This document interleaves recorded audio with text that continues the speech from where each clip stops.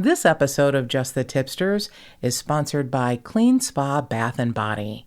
That's clean with a K. Cleanspa.com. Clean Spa. Prepare to smell delicious. From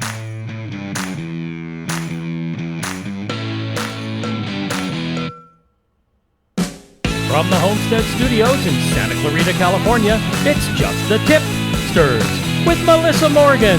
I'm triggered. If you've got a tip for Melissa, a despicable lie that only you know the truth about, a tidbit of information that could break open a case, why anyone would pay $350 for a barely revamped umbrella stand on Flea Market Flip. Tell us about it by calling the Tipster hotline at 832-TIPSTER. That's 832-847-7837. Or send an email to jttipsters@gmail.com. You just might hear your tip on the podcast. And now here's your host, packing her tranquilizer darts to neutralize the kids at the pool and their parents, Melissa Morgan. More cowbell. There's more cowbell, less pool occupants. Yeah, it's annoying, when you try to go and relax at the HOA pool and you're interrupted by a family of 15. Yeah, well, I do have to say we're very blessed. Our development has 4 pools around. Not all, within geographical desirability for us. I mean, it would be a bit of a walk. But the one at the end of our street is great, except that it is constantly infested with children. And so if I walk a quarter of a mile, which doesn't sound like a lot, but when you're me, it's like it might as well be the entire Sahara. I walk a quarter of a mile down to the other pool, and a lot of times it's just me. That's where all the grandparents live. I guess we live where all the fuck young you. That is not where the families grandparents live. I think we live where all the families are, and that's why the one that's closest to us just is constantly filled with kids. But that one up where you walk to, it's all grandparents up there. They don't want to go to the goddamn pool. I don't know about that, but I never go to the HOA meetings, but I'm considering going to one and just suggesting. And I know they'll be like, no, but suggesting what if they make one of the pools adults only? No. Yeah, that's what I thought. Yeah. So I'm not going to probably mention that because they're all assholes. And, right. Yeah, I don't Every last one of them. It's a good idea. There's 4 pools. I'm all for it. The one at the end of Gregory, the one I go to sometimes for solitude, where I'm the only one on a float, just floating around it's embryonic. I feel like I'm, in a womb and no one's bothering me, and it's so great. And why can't they just make one of the 3 pools adults only? Have you brought your giant unicorn float with you? I have. It would probably take up half the pool, but... We're ixnay on the unicorn A. It's like it's so big you can't even see the person inside of it. It's just like what's that giant thing in the? Well, there looks like there's a moving thing in the middle of it somewhere, a tiny little dot. I do have to say, when you first got that for me, and I love it. I really do love it. It is kind of on the enormous side, though. When we took it to Laguna Beach and we drug it down to the beach, and a lifeguard said, "You do know if you get on that, it will take you to Catalina." And I thought, you know what? He's right. Right. It belongs in like a lake or a pond or a very, very, very large pool. Very large swimming pool. But not the ocean, because it looks like it's seaworthy. I mean, absolutely. It's like a large Viking ship, but it's a unicorn. Yeah, you'd be calling me from a public phone somewhere in Avalon. Hey, can you come and get me? Yeah. The unicorn can't take me back. Yeah, I'll send a copter right over. Well, I want to start off by saying thank you to so many amazing tipsters. A few wonderful other podcast hosts gave us reviews on Apple Podcasts, Nikki T and Chris Duet, and I love both of their podcasts. Nikki's podcast is Strictly Homicide, and Chris is a co-host of a podcast called Criminal Perspective, which is a really good podcast where they discuss the awful things that criminals do with criminals. So it's an interesting conceit for their podcast, and I do adore both of those hosts and thank them for giving us 5-star ratings and reviews. And if you have a moment to do that, we would be delighted for you to go to Apple Podcasts or wherever you stream your podcasts and review us. give us a 5-star rating if you only have time to do the rating. If you have time to review, we'd be very grateful. And we have a Patreon page, which we understand it's not always in your budget, but if you would like to contribute to the care and feeding of this podcast, we would also be very grateful for that. And a special thank you to Shelley Lackey for the fantastic tumblers that she made for producer Mark and myself. She took our logo, and I read what she uses. That's why it's even more fascinating to me. She does this individual, mine had glitter, and Mark's did not, but, and she understands he's very comfortable in his skin, but she didn't do glitter on his, which is fine. And she uses a food grade epoxy. So it's not like a decal or a sticker. I mean, this is put on for eternity on these amazing Arctic tumblers that keep, I was telling producer Mark that I had a shocker, I hope you're sitting down, a Mountain Dew Kickstart Black Cherry in the tumbler. No. I know, shocking. Really? Mm-hmm. I had that in the tumbler beside my nightstand, and when I got up the next morning, I was like, look, the ice is still solid. I was showing producer Mark that I was like, these tumblers are such great quality. So we want to thank Shelley so much for her hard work. And also we are asking her to make a few for the Tip-Sters. And we're going to have a contest where someone will get one, because I'm telling you, once you get this, you're not going to use another tumbler. So when that is finished from the fantastic mind of Shelley Lackey, it will be available to a Tip-Ster. Her Instagram handle is Southern Girl Creations, but Southern is spelled weird. It's SOUTHRN, Southern Girl Creations minus the E.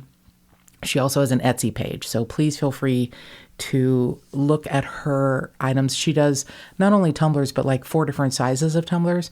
She does t-shirts. She's also doing a few custom things for me, potentially a decal for my new Instant Pot. Really? Mm-hmm. Your boyfriend? Yes. Is it going to be boyfriend related? Perhaps. Uh-huh. Perhaps it's... Just so the listeners know, Melissa has decided that an inanimate object that you plug into the wall is her new boyfriend, which, okay, it sounds really his name interesting at first, but you really can't. I'm not going to even get into it, but you can't. His name is Alec Baldwin, and I love my Instant Pot so much because I don't cook, and he's elevated my cooking game. Am I right, producer Mark? Your cooking has always been good. No, it has not. You always degrade it, but it's fine. No, but it's terrible. It's pretty fantastic. It is. Yes. I've only had one Instant Pot fail, and that was some basmati rice that I tried 3 different ways to do, and it just never cooked. So I wasn't sure what happened, but the pulled pork has been amazing. Rice, for the most part, has been amazing. We had tortilla soup that was fantastic. Oh, that was delicious. Spare ribs. Oh, those were really delicious. Yeah, I mean, the Instant Pot has, and they're not paying me a dime. And I will be, full disclosure, I got mine at a liquidator, a local liquidator. These were the ones made specifically for Costco, and I got it for $25. So that's, why he's my boyfriend. He's cheap and he makes me dinner. Well, I'm cheap and I can make you dinner too. But you're my main squeeze. He's just my side piece. Oh, I see. He's my on the low down, or the down low. I don't know what the kids call it. I'm exit. Wait, does that mean I'm a gay left. man? I don't even know. Okay, so, right, we won't discuss inanimate objects anymore. But what we will discuss is the fantastic products from our sponsor, Clean Spa. So Jennifer Hardaway has this brilliant mind who wants to make everyone be happy and smell good, and she manages to achieve that. Her products are top notch. We have loved them for many years, and we're just really proud that she's a sponsor. And Clean Spa makes cleanses, scrubs, moisturizers, lotions, and they're always made with ingredients that are pure, like pure cane sugar, shea butter, and all pure natural oils. And it's the incredible range of unique fragrances that makes Jennifer's products really unique. There's just a few of the scents you can choose from: ginger tea, California grapefruit, sweet smoke, vanilla sandalwood. I have the sweet smoke scrub, which I love. I have the vanilla sandalwood bath syrup, which I adore. I, full disclosure, use it as a shower syrup, not a bath syrup, but you can use it for either one. And she also has a summer scent, Beach House, which combines scents from the ocean. Jasmine, mandarin, it sounds incredible, her new scent, Beach House. And that's just a few of the dozens of one-of-a-kind fragrances that you can get at cleanspot.com, and you can combine make your own original scent. So if you go to cleanspot.com, make sure that you enter the promo code Tip-Sters at the checkout and get 15% off your total order. And remember, that's clean with a K, cleanspot.com. Clean Spa, prepare to smell delicious. And it does smell delicious. It really does. Because my baby wears it. Right. And I can tell, and I come up close. Most of the time. Sometimes I let you. It smells good. I kind of you want to chomp on her sometimes. She won't let me do that, but. I'm now calling the police. So, and speaking of police, I don't like to insert my own issues into the podcast, but sometimes I am a victim of crime. And this week I was such a victim in that I subbed a yoga class at a beautiful studio in Encino in the San Fernando Valley, and somebody stole my shoes. Yeah, that was bad. And it wasn't like, oh, look, these are the shoes you've had since 7th grade and they have no sole. These are, I'm just going to sound like a real snooty bitch, and they don't cur because they have a purpose why I get these particular flip-flops and why they're a little more expensive. So these were Havaianas flip-flops, which some people know what that means, and some people are like, what the fuck? And I understand that. But so cut to several years ago, we had our house painted, the outside, and the house painters pulled all the nails out of the house that you would have, around the trim to hold like Christmas lights. And some of them ended up in the yard. And I was going somewhere one day in a pair of $5 flip-flops that were adorable. The fuchsia hot pink with a fleur-de-lis, sequin fleur-de-lis on the front. And stepped on a nail and nailed my flip-flop to my foot. And there was a trip to the emergency room. Mark was at work. I pulled the shoe off, which is the dumbest thing you should not. So I pulled it right out, pouring blood. I mean, it's instinctual. You want to get the fucking nail out of your foot. I felt like Jesus. I'd nailed my sandal to my foot and wrapped it up in a bunch of paper towels, bleeding profusely, and drove myself to the urgent care. And the doctor I got was delightful. Pretty sure he followed the Grateful Dead around for the first half of his life and then got into medicine. He had like hair down to his shoulders. He looked like a younger, slightly more handsome version of Jerry Garcia. So he had salt and pepper hair about down to his shoulders, had a beard, had tats all over his arms, a big bunch of bracelets, leather and other things that dangled. You never told me about this. Oh, I did. He was hilarious. I did. I told you because you'll remember when I tell you what he said. Because he was like a Buddha. He had these words of wisdom. So I was like, I stepped on this nail and I nailed these shitty shoes to my foot and I pulled it out and he goes, yeah, next time you step on a nail, just do it barefoot. Shoes are filthy. I remember you told me that he said that. Yeah. And you didn't tell me about the Jerry Garcia part. Totally. He was like a more handsome, younger Jerry Garcia. I'm like, really? He goes, oh, yeah. Shoes have like fecal matter on them. And I'm like, okay. He goes, you just can't help it. Just walking through life, whatever. And I'm like, all right, weirdo. So I happened to notice that an expensive pair of flip-flops I had that I probably got half off somewhere did not nail to my foot. And I would come home sometimes with rocks and tacks in the bottom of them. And I figured it out and did a little research. And Havaianas flip-flops are made from Brazilian rubber. So it's not foam. It's not cheap shit that's going to nail to your foot. I come home with shit in the bottom of my Havaianas all the time that has never reached my foot. And they're the best. They're amazing. Now, you can get them sometimes. Here, another commercial. And I swear to God, they're not a sponsor. I'm just telling you, it's like life tips from Melissa. Don't nail your shoes to your feet. You can get them sometimes on sale, $15-$20, but for the most part, they're $30 to $40, and sometimes more, because I usually get little things, she gets girl stuff put on them. As the owner of the yoga studio said when they were still lit, he says, you get them bedazzled. And I do get a little, these were special. They were aubergine, which is a form of purple or plum, and they had glitter in the bands, the straps that go across your feet. And I had a little dime-sized iridescent sequin added to the strap for my birthday, for fuck's sake. They were probably $40-$45. I don't remember exactly. Somewhere in that neighborhood. And I came out. I was the last one to leave the class because I wanted to make sure everyone, got their stuff, got out, got the supplies put away. And there's no shoes. And I'm like, where's my shoes? And it's 103 degrees outside. And I didn't want to walk, even though the doctor said, being barefoot's so much better. I didn't want to walk on a 103-degree pavement. Yeah, it's not good to do that. Right.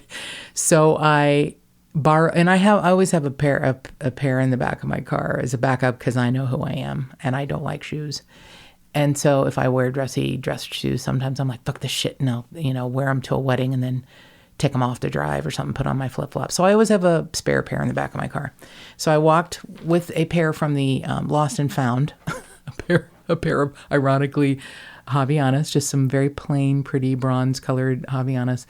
Walked to my car, got my spare flip-flops, took the Lost and Found flip-flops back, and texted the owner. I'm like, I don't want to sound like Carrie from Sex and the City when she goes to Tatum O'Neal's third baby shower and she makes everyone take their shoes off before they walk on her hardwood floor and someone steals her $485 Manolo Blahniks. I don't want to sound like that, but I want my fucking shoes back.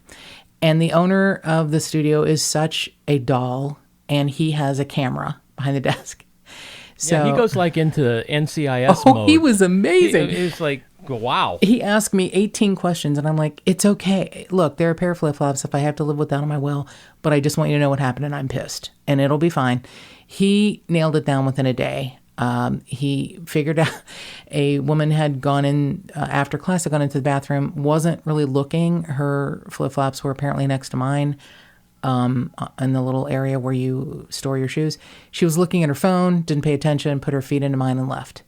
Now, I kind of get that because a lot of times we walk through life not paying attention, especially with digital devices in our hands. But these were really different, unique. We're not talking like black flip-flops you buy at CVS for $3. These were different and probably felt different. The thing about Havaianas, they put like a spring in your step because they're made from Brazilian rubber and you kind of bounce when you walk. I just feel like they're the most supportive, wonderful shoes. Not getting paid. Just want you to know this is just from my heart. Love these flip-flops. You may not like them, but they have saved my feet. So anyway, he reached out to the person who was a longtime yogi at the studio and said... that he caught on camera. That's how he knew. He has security cameras in where the shoes are kept and caught her. It's a camera that covers the entire lobby. That's all. It wasn't just like aimed at the shoes. It's a camera that covers the lobby. It's a very smart move for any business owner. It absolutely is. And especially if you have retail items, which he does. So anyway, she brought them back and he texted me. He's like, boom, look what I got. The thing about that is, I don't think that woman would have brought them back if the owner of the studio hadn't contacted her. That's what's kind of flaming my ass. I agree with you, but not out of malice. I think she's just unaware. I think she needs yoga more than most people. And, yoga prepares us for change because what's the only constant in our life? Change. The only thing that's constant in our lives is that we know things are going to change. The good things are going to change. The bad things are going to change. And it's sometimes hard to remember that. That's what yoga prepares us for, is to be flexible in body, mind, and spirit. and, go and move gracefully through change. So I don't think she would have brought them back either, but I don't think it would have been like, oh, I scored a new pair of flip-flops off someone else's feet. This is why Melissa is a great yoga teacher. No, because you look at the best possible answer for this. And No, I see everyone as a horrible monster. I just think that I do, including myself. But I just think that she is unaware. I think she would have, like, a year from now been like, wonder where I got those, as they were, like, sitting in the entryway of her house. Yeah, probably. I don't think she thought, score. I really don't. I mean, how many times do you steal someone's shoes and think, this is awesome? They really were not, $485 Manolo Blahniks. They were, $40, $45 Havaianas. So anyway, that's my crime story, how I am affected by crime. Not really. Well, yeah. Not really at all. But so speaking of being affected by crime, producer Mark and I had a lovely discussion with... Wait, before you start that, can I just tell you how much I love my new headphones? Oh. I'm using my new headphones today. Amazon Prime Day. Melissa got me now we have matching headphones. We have the same exact model. Audio Technica. Make, model. Yeah. And boy, these are fantastic. I've been recording in studios for years. This is the best pair of headphones I've ever had. Oh, that makes me very happy. And they're the they're not the cheapest ones, but they're not the most expensive ones. They're about mid-range, and they were a great price on Amazon Prime Day. So I'm now hearing this in the best possible way. I'm grateful for that, because sometimes I think you're not listening or paying attention, and now I know you cannot run from me. You have to hear me. What was that? Exactly. So we had a producer Mark and I had a lovely discussion with Tipster Bridget and Tipster Lee, and one of the things I love about Tipster Bridget is that she loves true crime as much as I do. And we have discussions about cases, and she has thoughts on cases and details that I think are, very interesting. And one of the things that we talked about is that, a large percentage of people who listen or consume true crime products, whether it's, visual or audio, are women. And my theory is always that because it's typically women who get to be victims. And so we are trying to find out not only probably subconsciously what propels someone to behave in a horrible way, but also what can we do to make sure we are not victims, and in case of a horrible situation where we are, what can we do to get out of it? And that's, I think, one of the things that makes Bridget's outlook so fascinating. So I've told producer Mark several times, just offhandedly over the last 6 months or so, like, hey, look, if anyone attacks me, don't worry about it, because I'm so filled with anger and rage, I'd probably turn around and kill them. And I kind of mean that, and I kind of don't. I mean, let's hope that doesn't have to. Yes, knock wood, let's hope I never have to implement that. But I sometimes feel like if someone just even tried, I just feel like I'm so prickly right now at this point in my life that if someone like tapped me on the shoulder, I'd turn around and be like, what do you want?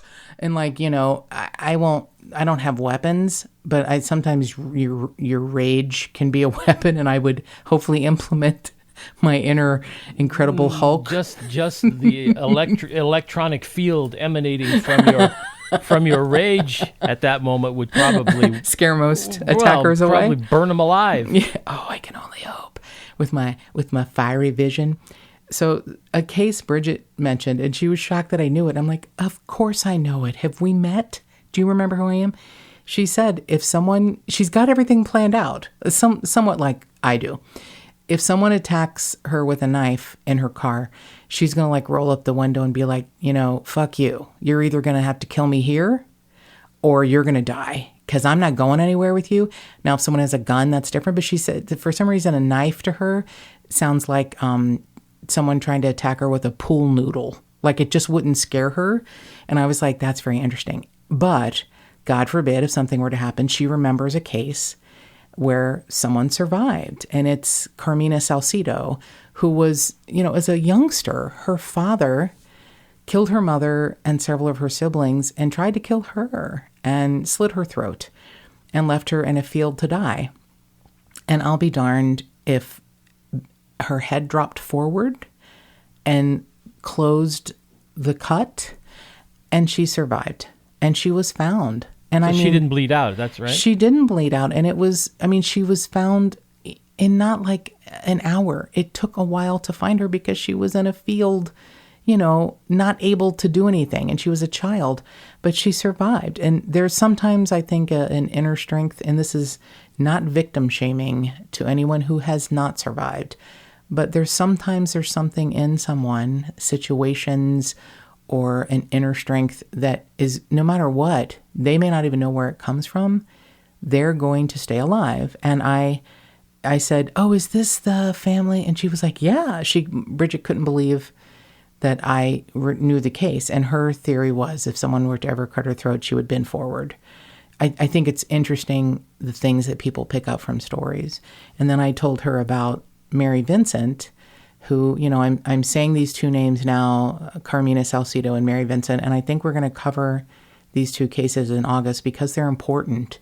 And I had never wanted to cover the Mary Vincent story because this is the one I think that struck me the most. And Mary Vincent was 15 or 16 and a rebellious teen in the late 70s, and she was hitchhiking, and a monster picked her up and repeatedly raped her, and then to silence her, he thought, cut both of her arms off and rolled her down an embankment. And she was such a strong will to live that she packed mud and dirt into her wounds to stem the bleeding and crawled up the embankment and held her arms over her head. Somehow in her 16-year-old mind knew that holding them up would keep the blood and tissue from coming out of the open wounds, held her arms over her head with whatever strength she had left, and flagged down a couple on the 5 freeway, this is the 5 motherfucking freeway in Central California. That's like the Autobahn. And a couple took her to get help, and she survived. And it's an amazing story. And like I said, I think we're going to cover it in August. So she's the story I hold on to as someone who had such a will to live. And Carmina Salcido is the story that Bridget holds on to. And maybe there's a story that you know of, whether someone survived or something came out of the story that was, something that helps you hold on. You can always let us know. You can email us or call us because we would love to hear those stories. Bridget asked where sometimes I get the stories that we cover on the podcast. And I have so many of them written down that I want to cover, but some of the best interesting stories that I am unaware of have come from Tip-Sters, from listeners who have suggested stories, and I'm always grateful for that. And so this week's story is from Australia because the Australian listeners have come out in force. I don't know where you're coming from. It's fantastic, but you've overtaken many other English-speaking countries. You're right under the U.S. as far as, for a country that's probably not as populated and so large. It's so fascinating to me, the number of Australian listeners. So I want to try and cover an Australian case when I can. And we have had some suggestions for Australian cases, and we are absolutely looking at them. But this one really stuck out to me, and it's the story of Rhianna Barreau, and she is still missing from 1992. And the odds have been changed, and the potential suspects have been changed over the years, and the amount of a reward has been hugely amplified, which typically happens apparently when the Victoria Police believe that a person is either no longer alive or just needs to be found. They up the reward. And I've actually never heard of this happening, which we'll get to later, what they have offered. So Rhianna Barreau, beautiful 12-year-old girl, wasn't adventurous, stayed home. She didn't have bad friends that were bad influences. She just was this very beautiful, sincere, quiet little girl who lived a lovely life with her mother and her brother Shannon. Her mother, Paula, and her father, Leon, had separated, but it was an amicable separation. And even though her father lived in, I guess, her area was called South Australia? I guess he lived in, the Gold Coast. Her father had moved to the Gold Coast and had a girlfriend he was going to marry. He was going to remarry. And her mother was still single, Paula. She was working. And it was October of 1992, and she was home for a holiday. Now, I don't know what school holidays happen in October, but I know my Australian friends are on fire when we're freezing, and they're freezing when we're on fire. So like right now it's their winter, I guess, because it's... Right. Yeah. So October... I think that's springtime there. Okay. That maybe it's like spring break then, because it's, they were off in October in 1992 for a holiday. And her mom got up in the morning and said, okay, she left around 8:15, 8:10 for work and said, okay, you were going to meet me for lunch at work, but there's a bus strike. Now, I have to stop for a moment and say, apparently in the 80s and 90s in Australia, public transportation was the shit. I don't understand if a lot of people just didn't buy cars. If I've had it explained to me that a lot of people live on the outskirts of Australia, nearer the coast, and then there's a whole lot of area in between that is, brush. Scrubland that's not, livable unless it's developed. So apparently the public transportation is important because in the case we covered, the serial killer for the Tynong North, area, a lot of women were victims because of hitchhiking or waiting for buses. It's just such an odd thing that predators find people using public transportation and take advantage of that. And some of the people that were in that case, not to confuse this with that, some of the victims in that case were walking because there was a bus strike. So I don't know if there's quite often public transportation strikes, but the same thing happened in this case with poor Rhianna and Barreau. So she was going to have lunch with her mother, but her mother's office was, I guess, about 3.5 miles away. So it was too far to walk, and the bus service was on strike. So her mom said, don't worry about meeting me for lunch. But her plan was to, and this is how sweet and innocent this little girl is. Her whole plan for the day on her break from school was to go to a store and buy a Christmas card for her pen pal in America. And she knew the mail took a long time. So she was in October going to buy a Christmas card to send to her pen pal in America. Now, how sweet is that that's your day. That's your plan for your day off school. She hadn't had plans to meet any other friends. Her mom, came into her room and said, look, there's a bus strike. You can't meet me for lunch. She's like, Mom, I'm listening to my favorite song. Will you please stop it? And her favorite song at the time was Love Shack by the B-52s. And she had a record player and was playing it on her record player. And her mom was like, oh, I know, I get it. So look, there's a bus strike. You can't meet me for lunch, so don't worry about that. But if you want to go get a card for your pen pal in the U.S., go to the mall, the shopping mall that's closer. It was about a mile from their home, 20 minutes tops walking distance. So she was seen, her mom went on to work. Rhiannon was seen leaving her house around 10:30. Neighbors saw her walking. They even have pictures online of an outfit that she was wearing. It was a very cute early 90s outfit that a age-appropriate teenage girl would be wearing, with like pastel shorts and a print. And the shorts were long. I don't mean like, hot pants. These were long, kind of loose shorts, like down to her knees, and a very cute print top and little socks and little tennis shoes. Very cute little 12-year-old girl outfit. She walked and got the card. There is some issue about why it took her so long, why she was seen coming home so late. Now, late is a relative term. Neighbors saw her arriving back home around 12:30. So it's like, why did it take her 2 hours? Well, 15, 20 minutes to walk there, go to what at the time was called a news shop. So I'm guessing it was like a store that carried newspapers and publications, magazines, and cards. She had purchased a card for her pen pal in the U.S. and was seen coming back about, 2 hours later. So let's say you take 45 minutes off of the walk. So then you have another hour and 15 minutes. And it's like, why was she taking such a long time to come home? Well, apparently there were only a couple of stores in this shopping center. So it's like she didn't have a long time to dawdle or a lot of places to look.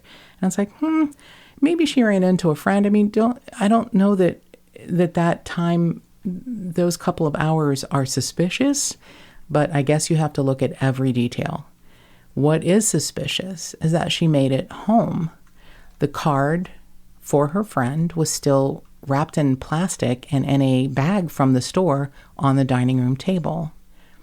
Now, what was also suspicious, her B-52's record was on the floor, so it had been taken off the record player, and the TV was on loud, blaringly loud, when her mother came home at 4:10.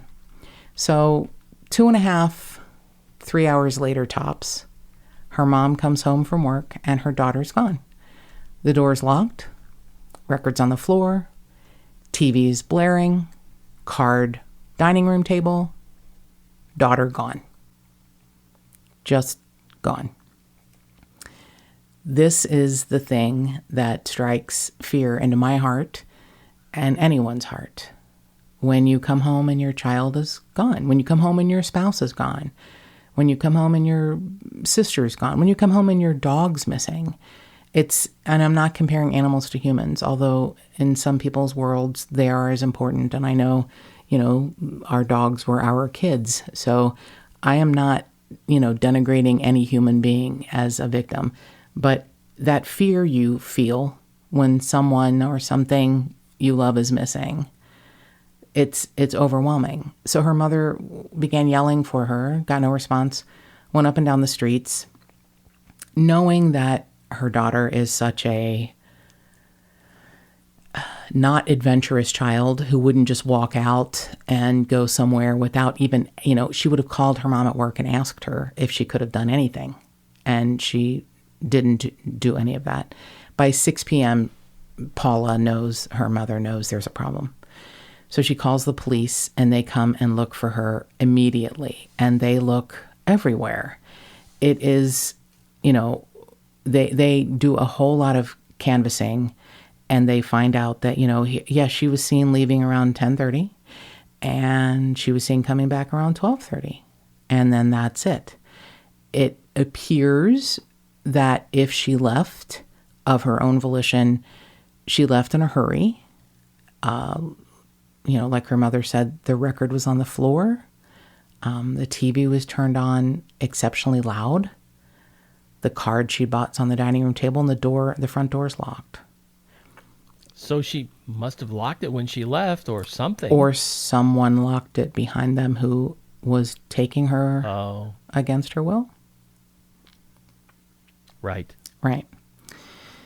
So it's a difficult thing to pin down. So what do the police do? Now, here's where there's a difference in the way countries handle things. The Amber Alert was developed in this country as a way to use electronic street signs to potentially aid travelers if they can see a car, a license plate, a child, a description of a child who's missing. And it has helped. It's sometimes overwhelming. They also now have an alert system on iPhones. If an Amber Alert is issued, you get what you think sounds like a squeal that's letting you know there's a bomb being dropped, and it lets you know that there's an endangered child potentially in a car, and you may be able to have seen them or give the police some help. In Australia, I'm not I'm not really sure, except that I can only guess that they are trying to keep details of the case as close to the vest as possible. They just handle child abductions differently there. So Rhiannon's picture was barely shown. Slight details about the case were released. We're looking for someone. She's missing. Through canvassing in the area, the police found out that there was a white two-door, and I'm not familiar with this type of car, a Holden Torano. Yeah, never heard of that. Right. And it had Victorian plates, so Victoria, Australia. It had plates from Victoria, and it had been seen.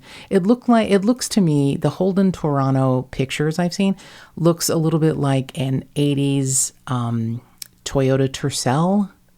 It's kind of a smallish, compact, kind of a squarish, boxy car.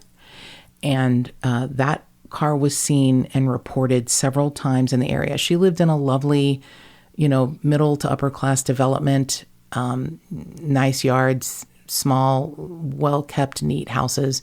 And this car apparently seemed out of place. So several people had reported, seeing this car circling in the area. They just made note of it because it seemed unusual and they didn't recognize it. One of Rhiannon's neighbors said that she had seen the white Toronto parked on their street on and off during the days prior to the abduction, but then after Rhiannon went missing, she had not seen it again. So that's kind of an odd thing. Now, some things I had read even suggested that Mr. Cruel could be responsible for Rhiannon's death. Now, I was unfamiliar with Mr. Cruel until his name popped up during the Golden State Killer arrest because of his extremely odd coincidences to the methodology of Joseph James D'Angelo.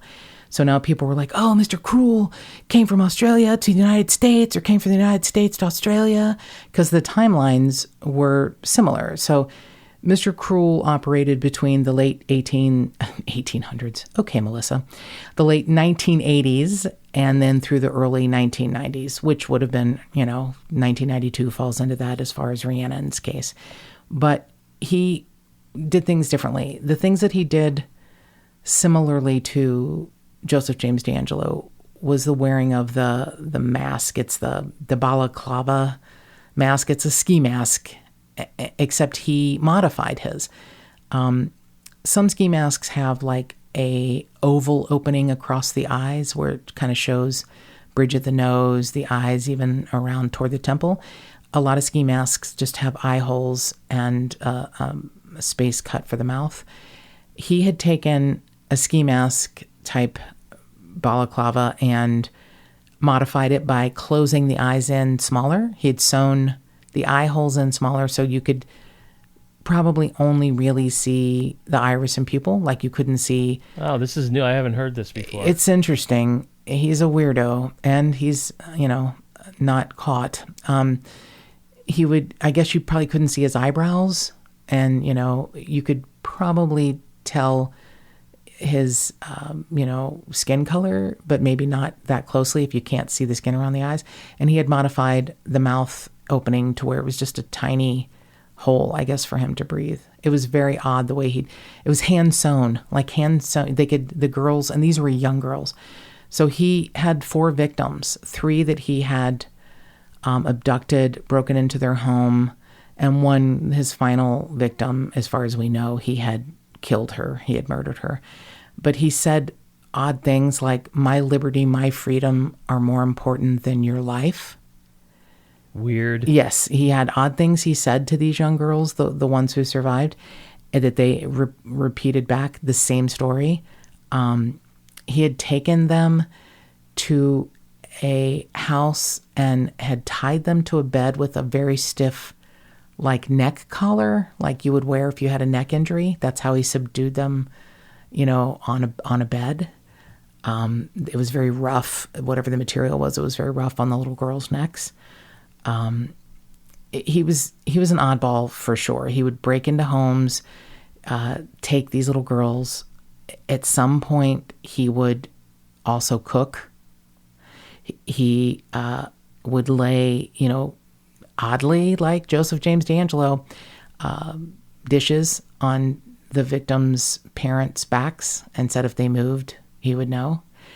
So he has similarities to Joseph James D'Angelo.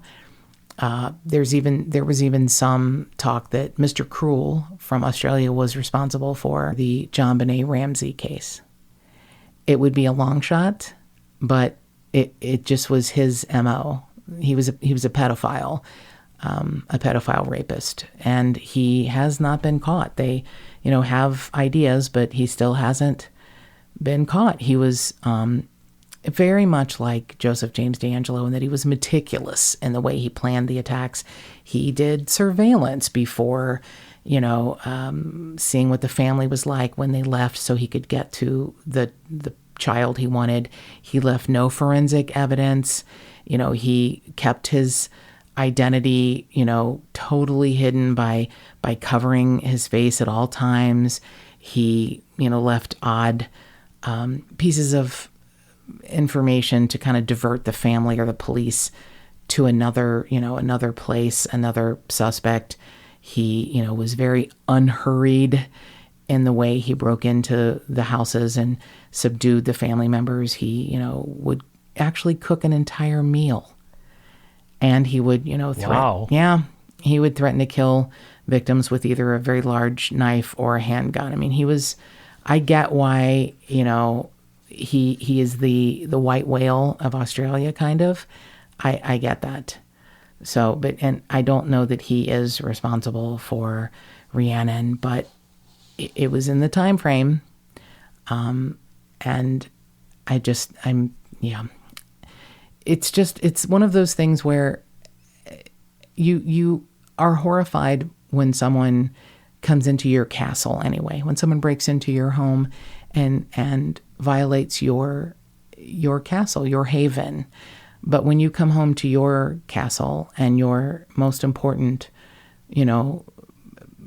person in your life, one of your children, is gone, I can't imagine that. I gotta feel like every part of you's been violated. Exactly. And her mother is this, very strong human who stayed for 25 years in the house.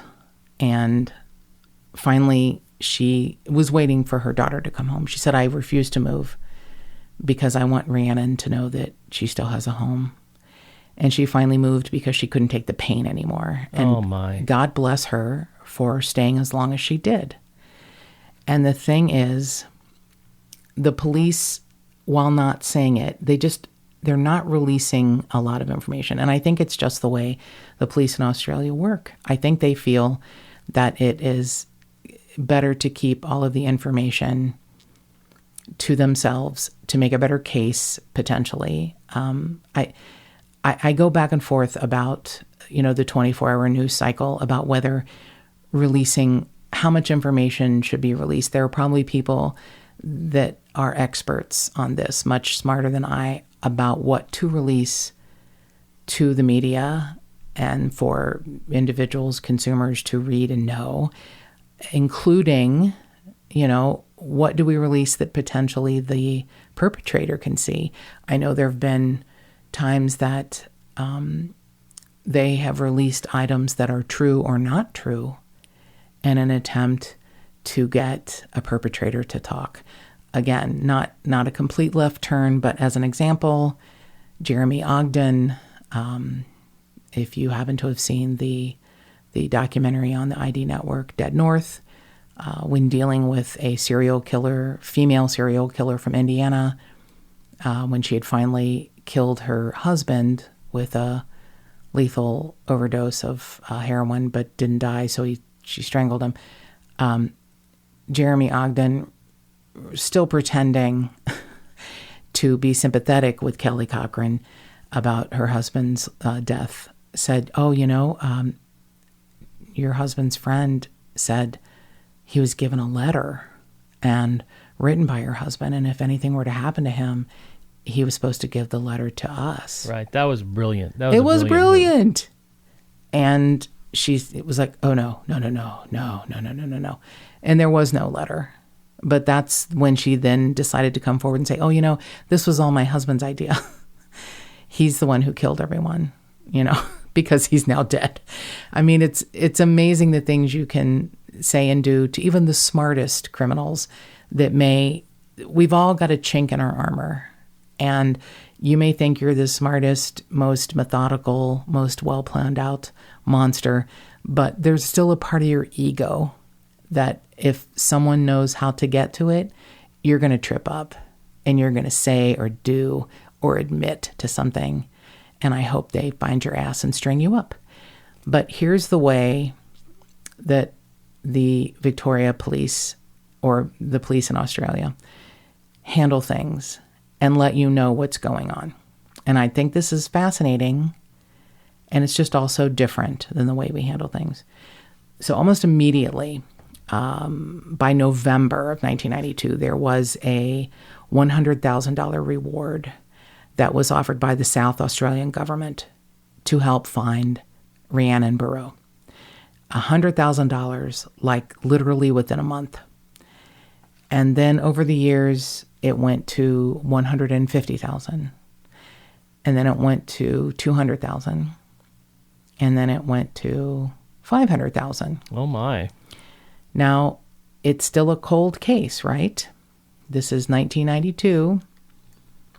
So in 2015, the South Australian police launched something called Operation Persist to help solve South Australian unsolved murders, including Rhiannon's. And they offered a $1 million reward for information that leads to the arrest of the person responsible for the disappearance or murder of Rhiannon with immunity. Wow. Okay. So if you're an asshole who knows something about who could have done this, if your allegiance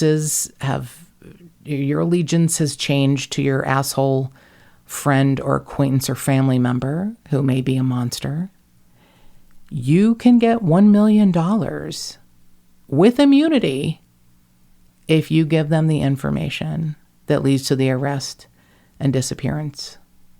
How long has this been in effect? 2015. And nothing yet, huh? Nope. This, one of the things we always say about these missing persons cases is that somebody knows. Exactly. Somebody knows what happened, and somebody knows what the truth is. But when you offer $1 million reward and with immunity and nobody comes forward, that to me says maybe only one person knows, and that's the person who did it. I am a firm believer that there's always more than one.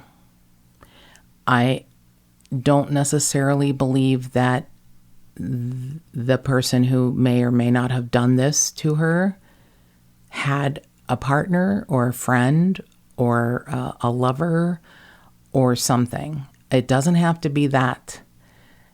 It could be someone who passed a Holden Toronto driving away with a young, frightened-looking girl. It could be, and I will just tell you this, I understand what you're saying, Producer Mark, but the information that I have is that I think the police did this because they know someone knows. I see. Who really knows. What I'm trying to say is, how do I say this nicely? In 2015, the police not identified, but released information saying that they believe the person who did this knows Rhiannon. I see. Stranger abductions are very rare, and when they happen, they're more frightening than ever, i.e. Jamie Kloss. But they're rare. That's why you immediately, in today's world, you go immediately to an electronic footprint. Did the victim have a secret online boyfriend or a group of people they communicated with who were, unsavory? In 1992, that wasn't an option. They have loosely said, and this is where you either agree with what the Australian police do or not, loosely said, and this is all speculation, potentially a parent of a friend. Right. The kids were out of school for the school holiday. It wasn't rare to see kids going up and down the street to visit friends. Rhiannon just wasn't, as I've said, that girl. She didn't hang out with groups of friends. She had one-on-one friends, a close-knit group of people that were all involved in extracurricular activities in school. They were scholars. She wasn't, a bad kid. She didn't have bad friends. But she may have had friends who had bad parents. Yeah. Well, so I think if something happens and a child, a girl, child, boy, a child goes missing, and it's in a small, tight-knit community and not a lot of opportunity, the chance that she opened the door for a stranger is pretty nil. According to her mother, it wouldn't happen. Sometimes she wouldn't answer the door if she were home by herself just because she was that safety conscious. Her brother was gone that day visiting friends. Her mother was at work. She was by herself. She made it home. The card was on the table. The record's off the record player and the TV's on loud. Yeah, that does indicate that somebody... If she opened knew, the door, it would have been to potentially an authority figure that she knew. Maybe said, "Oh, can you come with me? Maybe someone's hurt," or I don't know. I don't know the things that people do. I don't think it's Mr. Cruel unless for some odd reason her family was acquainted with Mr. Cruel and not knowing that it was him. He had a different MO. He did change his MO from kidnapping girls and raping them and holding them hostage to killing one. We don't know if he has other victims, but his MO, at least in that area, stopped with the killing. So potentially other victims in other areas, but it doesn't feel like a Mr. Cruel thing, but it does feel like someone she may have known. So my beautiful Australian tipsters, if you have any idea about what happened to Rhiannon Barreau, if you know anything, there's a Crime Stoppers Australia number. There's a Crime Stoppers Australia email address. We'll have those in the show notes. And I hope if you know something, you will say something. And it doesn't matter how much money's offered. It will be good for your soul. And more cowbell. And remember, if you'd like to become a patron of the podcast, go to patreon.com/justthetipsters. Give us a call at 832-TIPSTER. Or send us an email to jttipsters@gmail.com.